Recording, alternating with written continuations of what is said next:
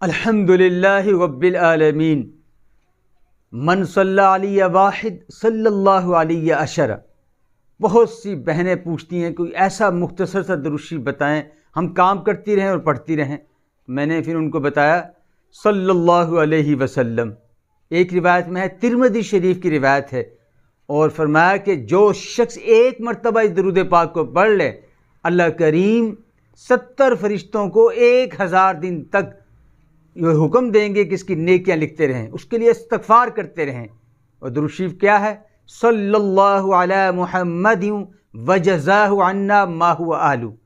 ابھی یہ پیچھے بھی آ جائے گا، لکھا ہوگا انشاءاللہ، صلی اللہ علی محمد وجزاہ عنا ما هو اہلہ۔ اب سوچیں 100 مرتبہ پڑھنے پر کتنے دنوں تک فرشتے اس کے لیے دعا کریں گے اور استغفار کریں گے۔